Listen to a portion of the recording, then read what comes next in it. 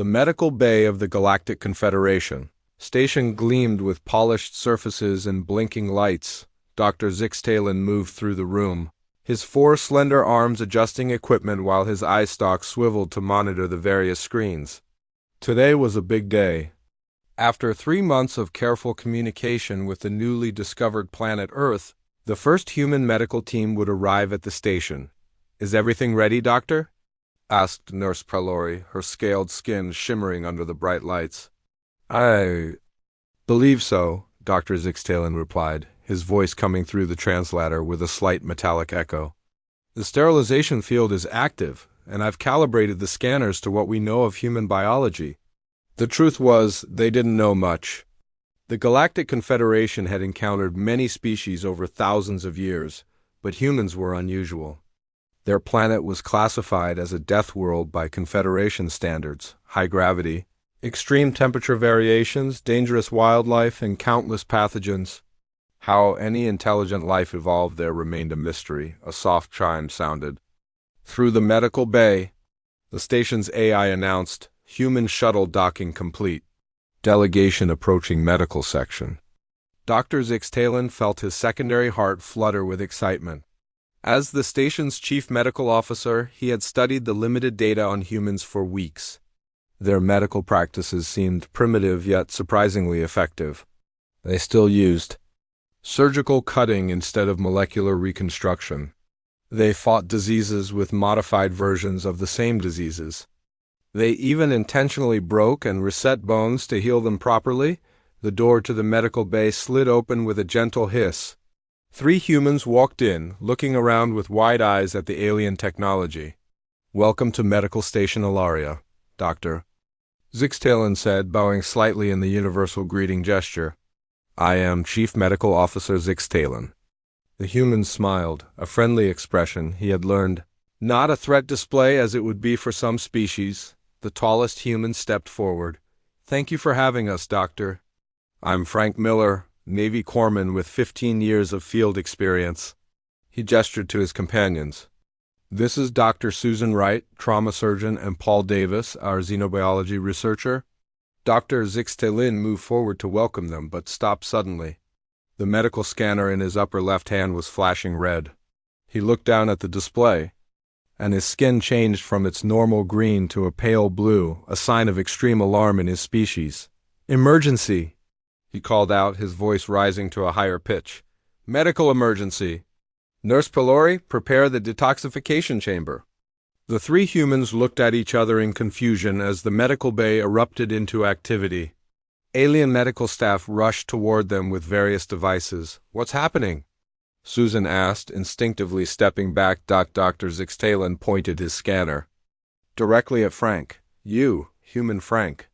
You have lethal levels of cytotoxic venom in your system. My scanner detects severe tissue damage and toxin spread. How are you still standing?"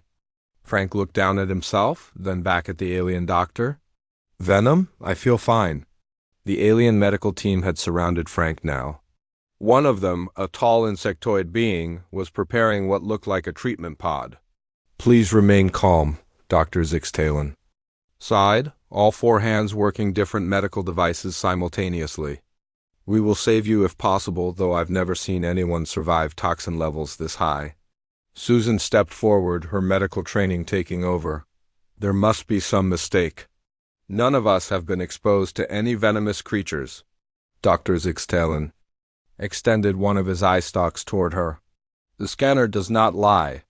Your companion has elevated histamine levels, tissue regeneration in progress, and clear markers of hemotoxic venom. The pattern suggests a bite from a predatory species with highly evolved venom delivery systems." The insectoid nurse approached with something that looked like a glowing blue cloth. "This will slow the venom spread. Please hold still, human Frank." Frank held up his hands. Just wait a minute. I really think there's some confusion here. I feel completely normal." Paul, the xenobiologist, stepped closer to Dr. Zixtalen. "Doctor, may I see those readings?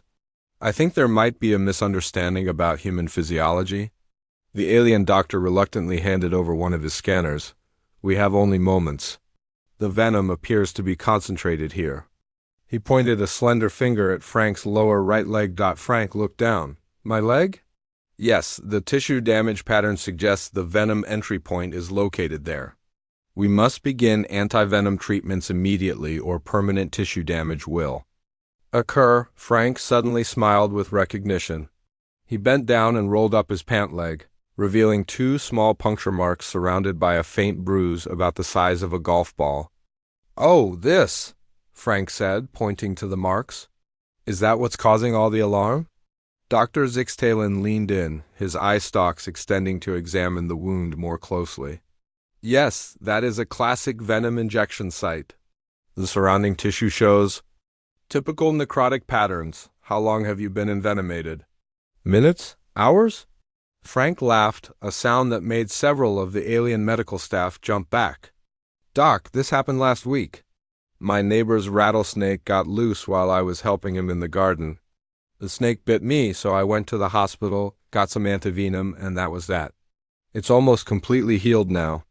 The medical bay fell completely silent. Dr. Zixtalen's color slowly shifted from alarm blue back to a confused yellow-green. Last ... week? The alien doctor finally managed to say. You were bitten by a venomous predator ... last week? Susan nodded. Rattlesnakes are venomous reptiles native to parts of our continent. Their bites can be dangerous if not treated, but with proper medical care, they're rarely fatal. But my scanner shows venom still present in your system, Dr. Zixtalen said, his voice softer now. Paul looked up from the scanner he'd been examining. Your equipment is incredibly sensitive, Doctor. It's probably detecting the remaining traces. As Frank's body continues to process and eliminate the venom. For humans, a rattlesnake bite is serious but treatable. One of the alien nurses, who had been frantically preparing emergency treatments, dropped a medical instrument with a clatter. You mean to say, Dr. Zixtalen said slowly, that what our medical standards classify as a lethal envenomation is a minor medical incident for your species? Frank shrugged. I wouldn't call it minor exactly. I spent a night in the hospital, got 4 vials of antivenom, and my leg was pretty swollen. For a couple days. But yeah, I was back at work by the end of the week. Dr. Zixtalen's forearms went limp at his sides.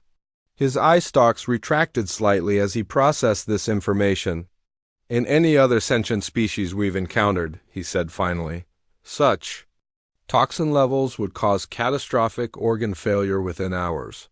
The fact that you're standing here, functioning normally, it's unprecedented. The other aliens in the room had gathered around now, their earlier panic replaced by fascination. Human resilience is remarkable, Dr. Zixtalen continued. Perhaps. We have much more to learn from each other than I initially thought. Frank smiled and rolled his pant leg back down. Well, that's why we're here, right? To learn from each other. Though I have to say, this wasn't exactly the first impression I was planning to make. Dr. Zixtalen's skin shifted to a warm orange, the color of curiosity and excitement in his species. On the contrary, human Frank, I believe this is the beginning of a most fascinating exchange. The next day, the medical bay of the Galactic Confederation station was reorganized. Instead of the planned basic orientation, both human and alien medical teams sat in a circle of comfortable chairs. Dr. Zixtalen had called an impromptu knowledge exchange session after the rattlesnake bite revelation. So this substance, caffeine, Dr. Zixtalen said, examining a cup of coffee that Frank had brought from the human shuttle, is a neurotoxin that your species consumes daily ... for pleasure? Frank nodded, taking a sip of his own coffee. It helps. U.S. wake up and stay alert. Most adults on Earth drink it every morning.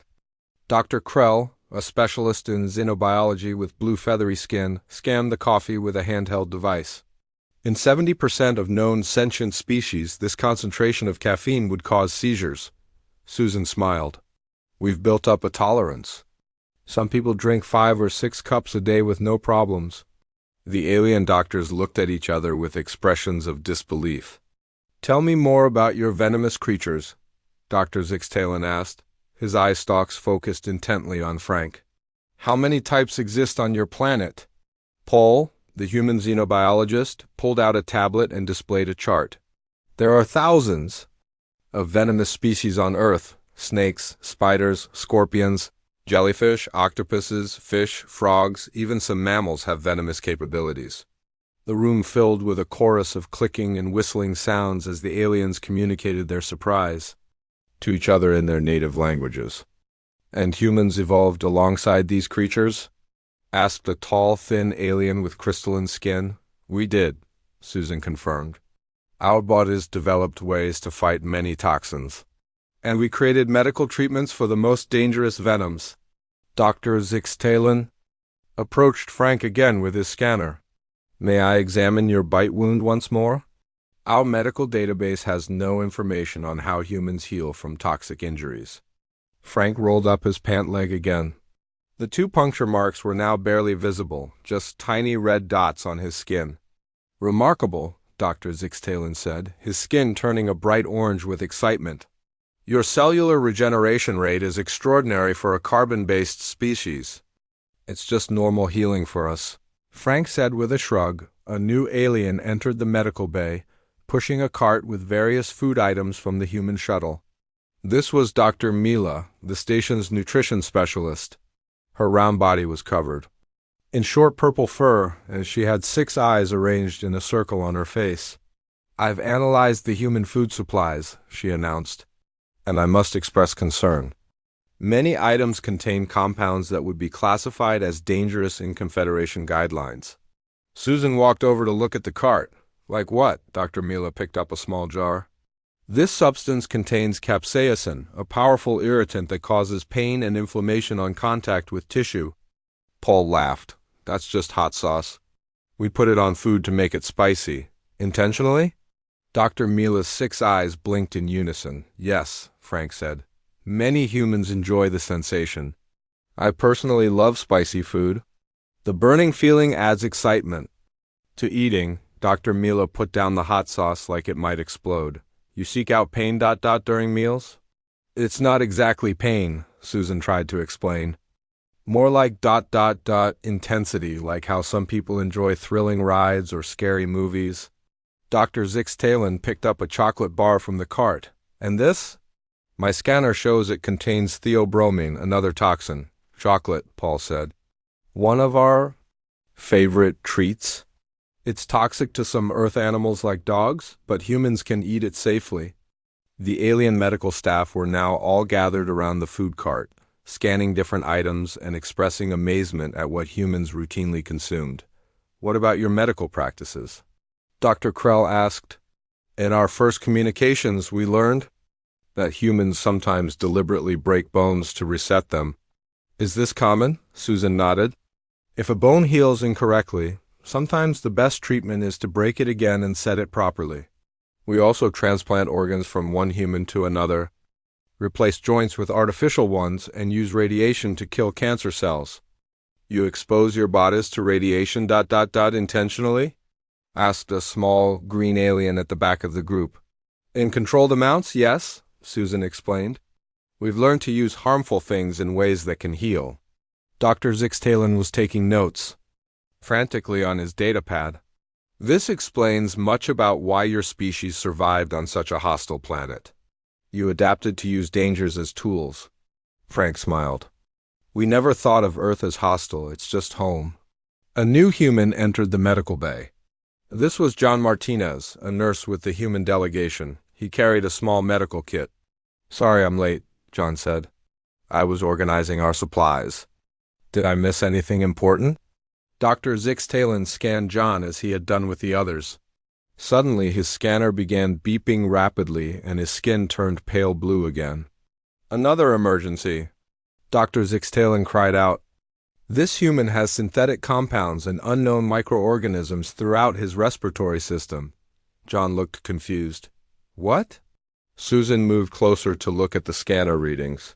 After a moment, she started laughing. "John has a cold," she explained. "It's a minor viral infection, and he's taking decongestant medication for it. That's what your scanner is detecting." "You're ill?" Dr. Zixtalen asked John. "Why are you not in quarantine?" John sniffled. "It's just a cold. I took some medicine, This morning I'm fine to work. The alien doctor seemed unable to process this information. You are infected with a virus, taking synthetic chemicals to suppress symptoms and continuing normal activities. Standard practice, Frank explained. We don't stop our lives for minor illnesses. Dr. Krell approached John carefully. You contagious? To other humans, potentially, John admitted, but I doubt alien species can catch human colds. This started a new flurry of activity as the alien medical team began, discussing viral transmission vectors and cross-species infection possibilities. Dr. Zixtalen raised his forearms to quiet the group. I believe we must reconsider everything. We thought we knew about human biology. Your species' ability to function with conditions that would incapacitate most sentient life forms is unsettling but fascinating, Paul smiled. We have a saying on Earth, what doesn't kill you makes you stronger. Our bodies are built to adapt to challenges. In that case, Dr. Zixtalen said, his color shifting to a thoughtful green, I propose we continue our knowledge exchange with a complete revision of our assumptions. Humans are clearly more resilient than any species we've encountered in the Confederation's history. Frank looked at the rattlesnake bite marks on his leg, now barely visible. We never thought of ourselves as particularly tough. There's a lot on Earth that can kill humans. Yet here you are, Dr. Zixtalen said, walking. Normally a week after venom exposure, drinking neurotoxins for pleasure, and using radiation as medicine. From the Confederation's perspective, humans aren't just tough, you're practically indestructible. The human medical team exchanged glances, seeing themselves through alien eyes for the first time. Their ordinary lives suddenly seemed extraordinary. I wonder, Susan said thoughtfully, what other differences we'll discover as we learn more about each other. Dr. Zixtalen's eye stalks extended with interest. Indeed, this is only the beginning of our understanding. Tomorrow, perhaps you can explain to me this human practice of surgery where you cut open bodies with metal blades. The very concept terrifies most Confederation species. Frank laughed. We'll bring videos. Dr. Zixtalen's skin turned a slight shade of green at the thought. 1 week had passed since the human medical team arrived at the Galactic Confederation station. The medical bay had been transformed into a joint research center.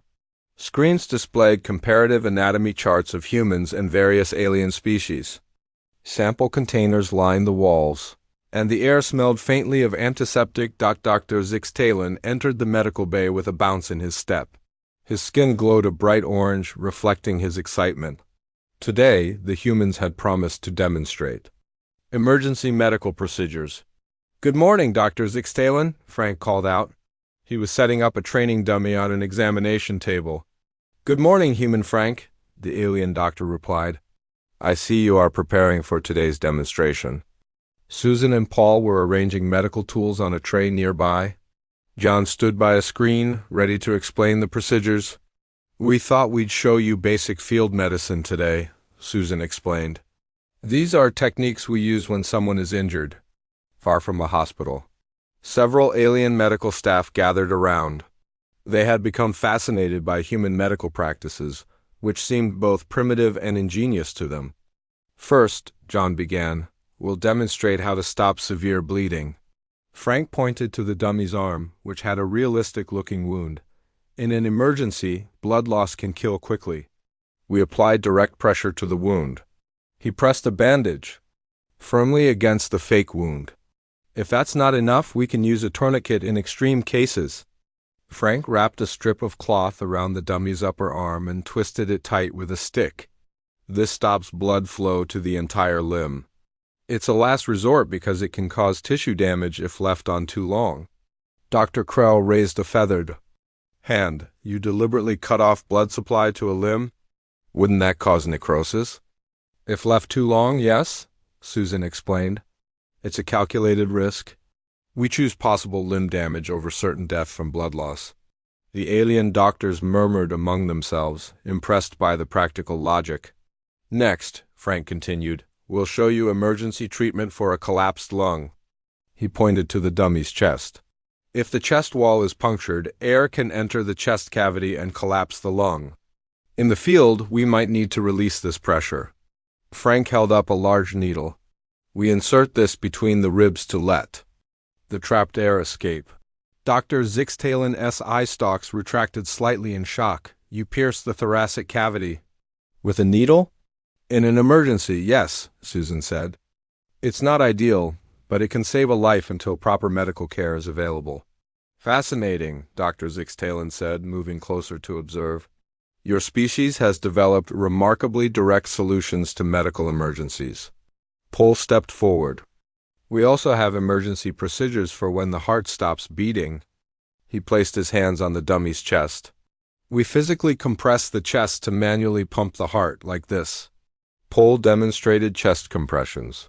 Pushing down hard and rhythmically on the dummy's sternum, the alien medical staff looked horrified. You break the rib cage? Asked Dr. Mila, her 6 eyes wide with shock. Sometimes ribs do break during CPR, John admitted. But again, it's better than the alternative. Dr. Zixtalen's skin had paled to a light green. Your emergency medicine seems to involve causing controlled damage to prevent greater damage. That's a good way to put it, Frank agreed. Human bodies are pretty tough. We can recover a lot. A new alien entered the medical bay. This was Commander Vexler, the station's military liaison. His red-armored exoskeleton clicked as he walked. I hope I'm not interrupting, the commander said. I've been reading the reports about human physiology. The military council is quite interested. Susan looked up, not interrupting at all. We're just showing emergency medical procedures. Commander Vexler watched as Frank demonstrated how to make an emergency splint for a broken limb. Impressive improvisation, the commander noted. Tell me, do human soldiers receive this training? Many do, Frank replied. I was a combat medic in the Navy before joining this mission. We're trained to keep people alive in very bad situations. Commander Vexler's antennae twitched with interest. And how do humans respond to battlefield injuries? In Confederation species, even minor wounds can cause incapacitating shock. Frank and Susan exchanged glances. Humans are pretty good at pushing through pain when necessary, Frank said carefully. There are many stories of injured soldiers continuing to fight or help others despite serious wounds. Remarkable, Commander Vexler said. And concerning. From a tactical perspective, Dr. Zixtalen sensed the shift in tone. Commander, this is a medical exchange, not a military assessment. Of course, Doctor, the commander replied smoothly. But medical information has many applications. To change the subject, John moved to another part of the demonstration. Let's talk about field medicines humans carry for emergencies. He opened a small kit and began showing various pills and ointments. This is for pain relief. This prevents infection. This helps with allergic reactions. Dr. Mila scanned the medications. Some of these contain compounds that would be regulated as controlled substances in Confederation space. Humans have high tolerance for many chemicals, Paul explained.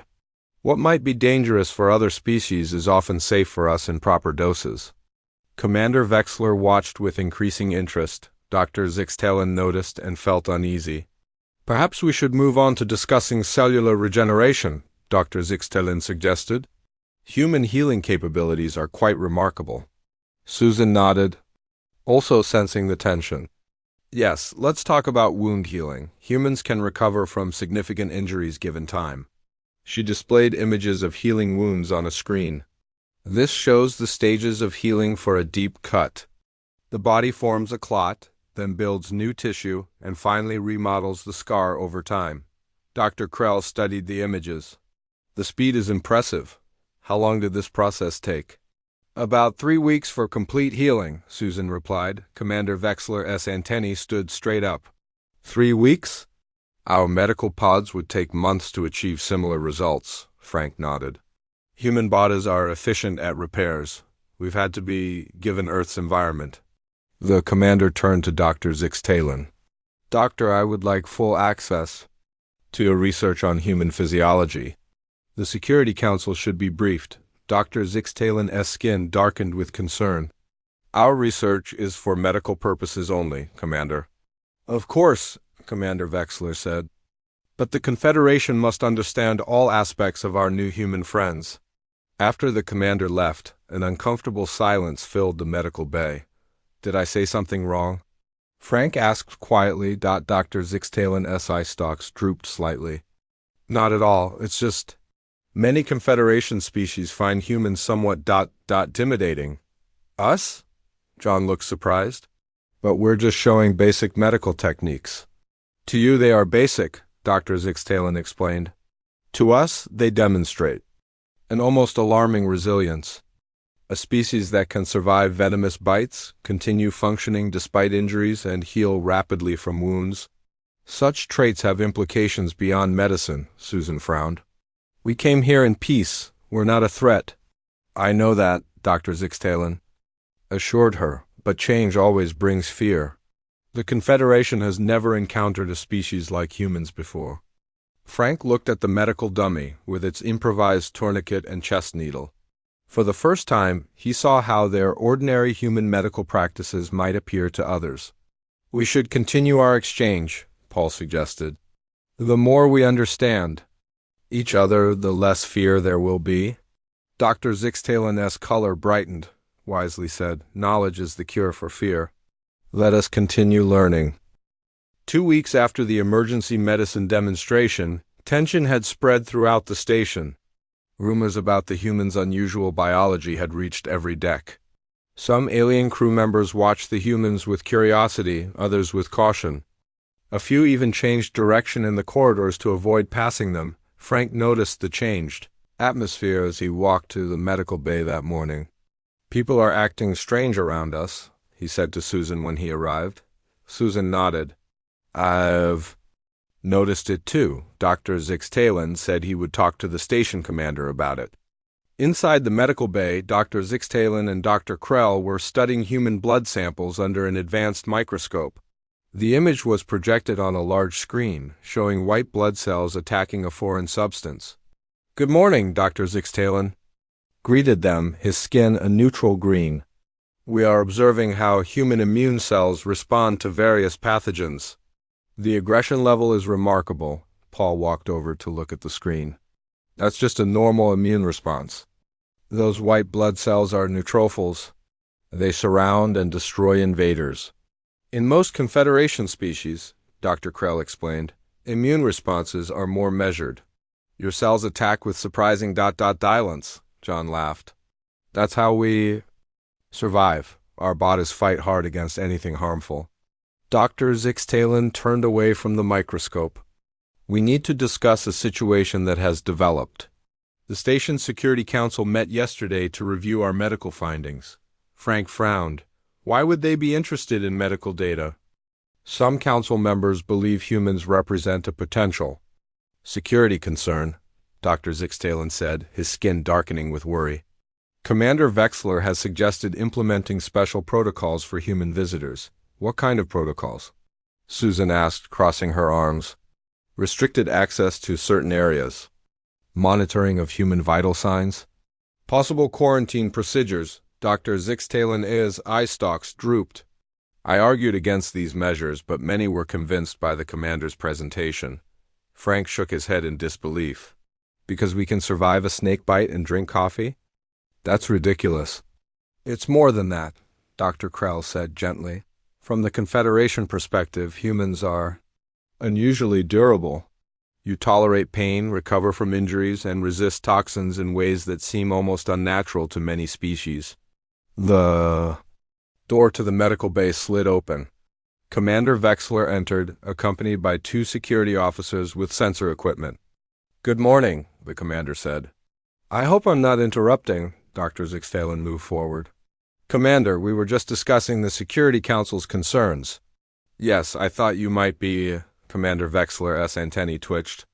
The Council has approved preliminary security measures for our human guests. One of the security officers approached Frank with a small device. This will monitor your vital signs and location on the station. Frank stepped back. I'm not wearing a tracking device.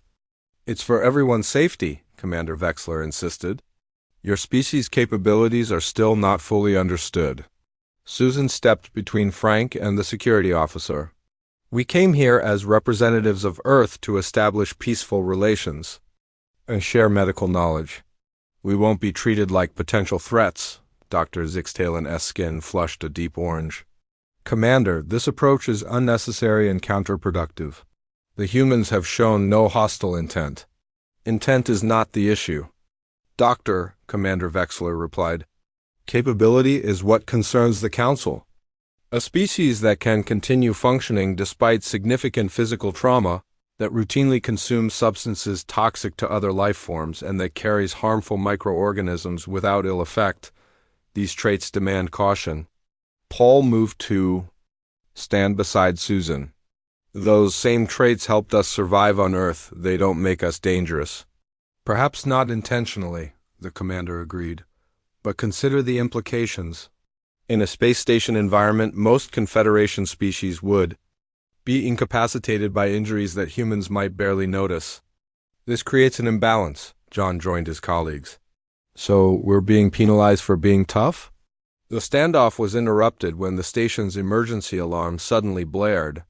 Red lights flashed and the station's AI announced, "Hull breach detected in engineering section. Emergency protocols activated. All personnel evacuate affected areas." Commander Vexler touched his communication device. Report. A panicked voice responded, "Commander, a coolant pipe exploded. 3 engineering crew are trapped. The section is filling with toxic gas. Rescue drones are being deployed, but the radiation levels are too high for safe entry." Dr. Zixtalen turned to the security team. "Prepare the medical bay for casualties. I'll gather the emergency treatment supplies." Frank stepped forward. "What kind of toxic gas?" "Cryogenic coolant?" Commander Vexler replied.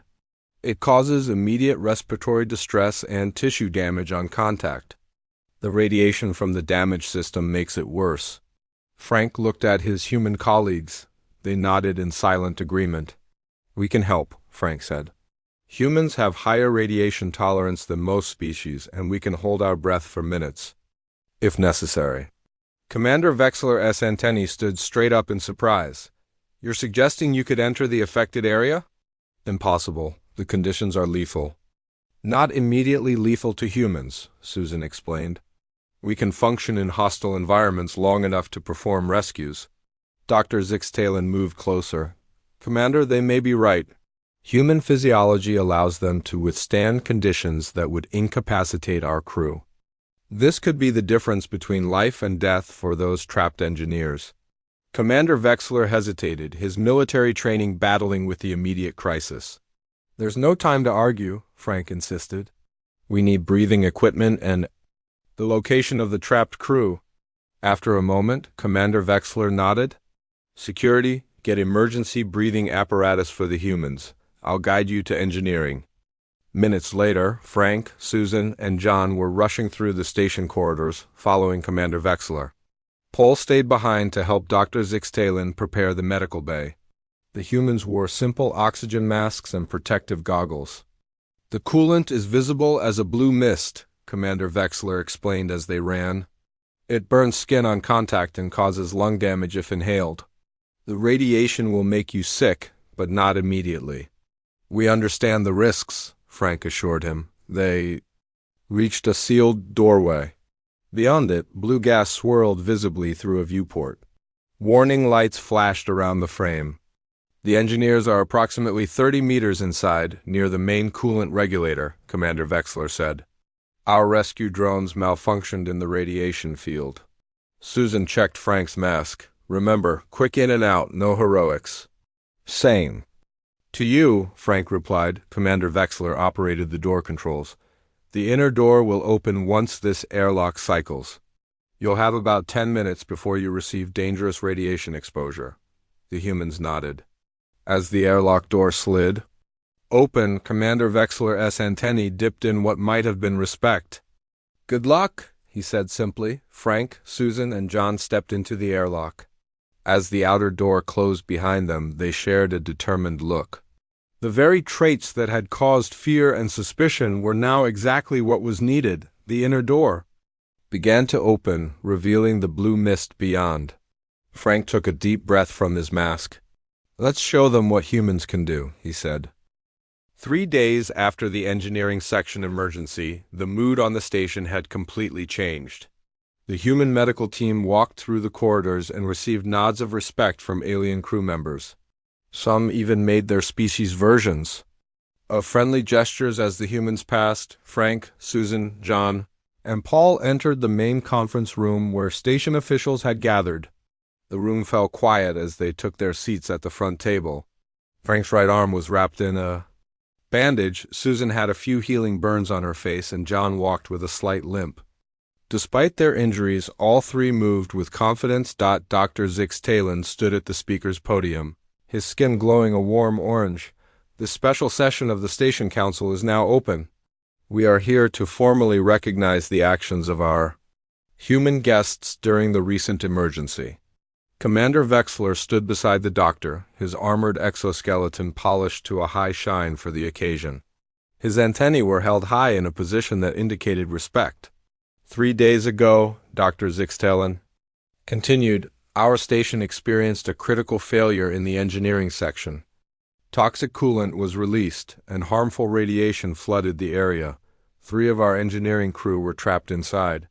The commander stepped forward. Our standard rescue protocols failed. The conditions were too extreme for our safety drones, and the environment was lethal to all Confederation species on board. Images appeared on the large screen behind them, showing the blue mist filling the engineering section. "In this moment of crisis," Dr. Zixtalen said, "our human visitors volunteered to enter the contaminated area." The screen showed footage from security cameras. Frank, Susan, and John could be seen moving through the blue mist, navigating with difficulty as they searched for the trapped engineers. "Despite limited protection," the commander said, "the humans located our crew members and carried them to safety." The footage showed the humans finding 3 alien engineers huddled behind equipment. The aliens were clearly unconscious. Frank and his colleagues lifted them and began carrying them back through the toxic environment. "The humans made 3 trips into the contaminated area," Dr. Zixtalen explained. "They refused to stop until all engineers were rescued, despite suffering injuries themselves." The final clip showed the humans emerging from the airlock, their skin reddened and blistered in exposed areas. They collapsed to their knees but kept the rescued engineers safely in their arms until medical teams arrived. Commander Vexler faced the humans directly. "You entered conditions that would have killed any Confederation species within minutes. You endured pain and injury to save lives. The same biological traits that caused us concern proved to be exactly what was needed in this crisis." Susan spoke up. "We did what anyone would do. We had the ability to help, so we helped." "Not anyone," Dr. Zixtalen corrected gently. "No other species on this station could have survived those conditions long enough to complete the rescue." The station commander, a tall being with crystalline features, rose from her seat. "The Council has reviewed both the emergency actions and the medical data gathered during your stay. We have come to an important conclusion." Frank glanced at his colleagues, unsure what to expect. "Humans are indeed different from any species we have encountered," the commander continued. "Your biological resilience, pain tolerance, and adaptive capabilities exceed our reference standards by significant margins." Commander Vexler stepped forward again. "I personally recommended security protocols based on these differences. I believed humans represented a potential threat due to these unusual traits." He bowed his head slightly. "I was wrong. You used those same traits to save lives at risk to your own? This is not the action of a dangerous species, but of valued allies." The station commander nodded. "The Council has voted unanimously to rescind all special security measures regarding humans. Furthermore, we propose expanding the medical exchange program to include emergency response training." Dr. Zixtalen's skin brightened even further with excitement. "We have much to learn from humans about functioning under extreme conditions. Your emergency medical techniques, while sometimes alarming to our sensibilities, are remarkably effective. Paul smiled. And we have much to learn from your advanced medical technology. Perhaps together we can develop new approaches that combine both our strengths. Dr. Krell, who had been monitoring the humans' recovery, joined them at the front of the room. The most fascinating discovery has been how quickly the humans are healing from their injuries. Their cellular regeneration has accelerated beyond baseline human rates. Dr. Zixtalen explained to the council, it appears that human bodies adapt not just over evolutionary time, but within a single lifetime. Their healing capabilities have already begun adjusting to the radiation exposure. John looked surprised. We're healing faster than normal? Approximately 30% faster, Dr. Krell confirmed. Your remarkable biology continues to surprise. U.S., the station commander addressed the room. Today marks a new understanding between our peoples. What we initially feared as dangerous difference, we now recognize as valuable diversity. She turned to the humans. The 3 engineers you saved are recovering well. They and their families have asked to meet with you to express their gratitude personally. The door to the conference room opened and the 3 rescued engineers entered with their families. One of them, a small being with metallic scales, approached Frank and extended a 4-fingered hand in the human gesture of a handshake that they had clearly learned recently. My name is Engineer Tellus, the alien said. You carried me from danger. My children still have a parent because of you. Frank shook the offered hand gently. I'm glad we could help. After the ceremony, Dr. Zixtalen walked with the humans back to the medical bay. The council has approved my proposal for a permanent human medical liaison office on the station. We would be honored if some of you would consider staying. Susan looked thoughtful. That's a generous offer. We'll need to discuss it with Earth authorities, but I think it has merit. Dr. Zixtalen S.I. Stocks extended with happiness. Excellent. There is so much more to learn. For instance, I've been researching human immune responses to various stimuli. Did you know that some humans intentionally expose themselves to allergens to build tolerance? Frank laughed. Like my cousin who eats local honey to help with his pollen allergies? Yeah, we do all sorts of weird things to get tougher. Not weird, Dr. Zixtalen corrected. Adaptive. Your species turns challenges into advantages. As they reached the medical bay, Frank rolled up his sleeve to let Dr. Zixtalen check his healing burns. Next to them was the small jar of rattlesnake antivenom that the humans had brought from Earth, the jar that had started their whole adventure when Dr. Zixtalen had panicked over Frank's week-old snake bite. You know, Frank said, looking at the antivenom. On Earth, we sometimes think we're pretty fragile compared to what might be out there in space. It's strange to learn that actually we might be the tough ones. Dr. Zixtalen's skin turned a thoughtful shade of blue-green. Perhaps that is why your species will make such valuable members of the galactic community. You understand both strength and vulnerability. You know how to fight through pain, but you use that ability to help others, not to dominate, Susan smiled. That's a nice way to look at it. I believe, Dr. Zixtalen said, his voice soft but certain, that started with my panic over a snakebite may end up being one of the most important medical and cultural exchanges in Confederation history. Frank looked at the fading marks on his leg where the rattlesnake had bitten him weeks ago. From snakebite to saving lives. Not bad for a first contact.